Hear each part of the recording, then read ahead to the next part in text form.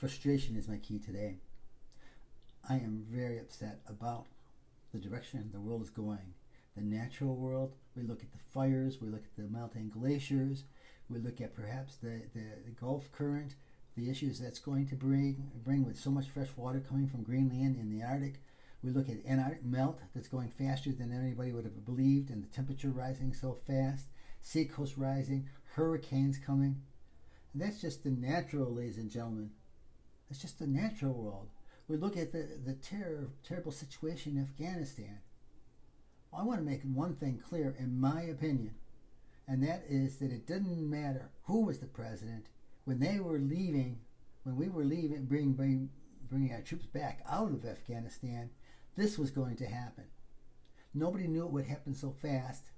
I don't think anybody could have prevented it because we did not know.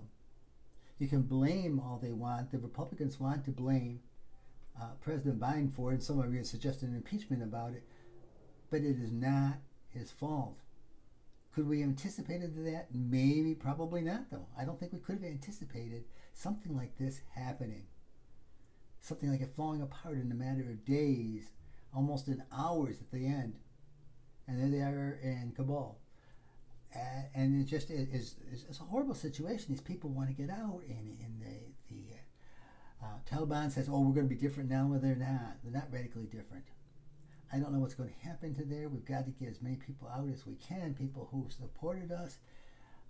We made some promises to them. We need to get them out. We need to get all the Americans out and all the other Europeans that want to leave.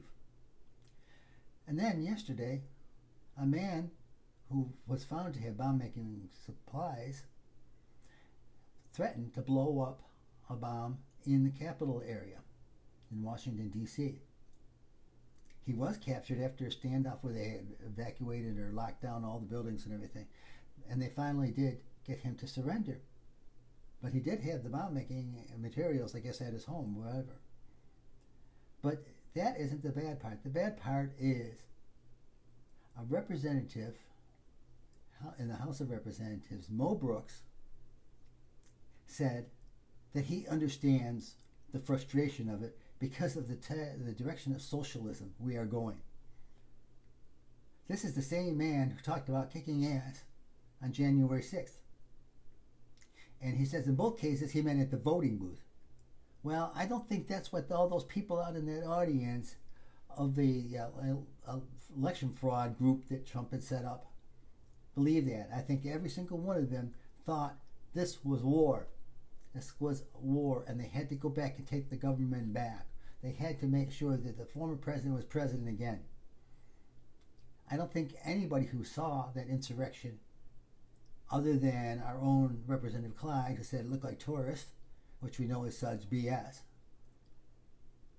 I don't think any of them could see that, and I don't think anybody could say that this man who talked about blowing up the Capitol and other buildings there, which would cause mass casualties, tourists, and besides elected officials and all that, I can't think anybody who could say that that was okay to do, or they could understand what he did.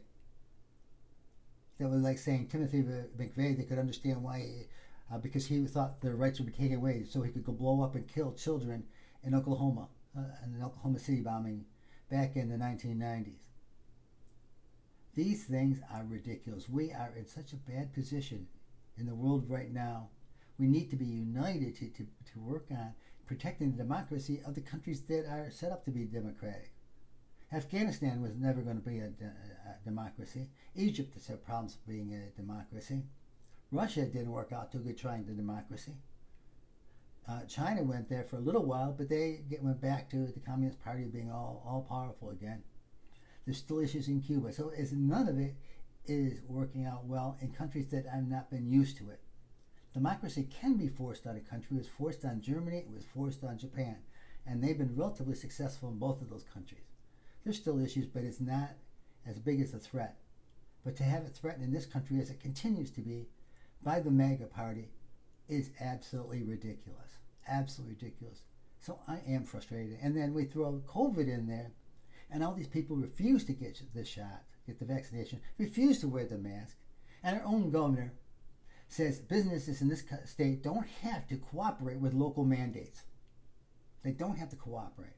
And that goes along with the things where they're going to start hitting money at school districts who won't allow parents to opt out from having their kids wear masks in schools, even though the Delta variant is making young people, all the way from babies all the way up to the 18-year-olds, sick. And the ones that are under 12 are particularly vulnerable for this. They weren't vulnerable so much for the first COVID, but the Delta ones they are. And when they start dying, Abbott and DeSantis and Kemp and all of them need to be held accountable. Have a good night.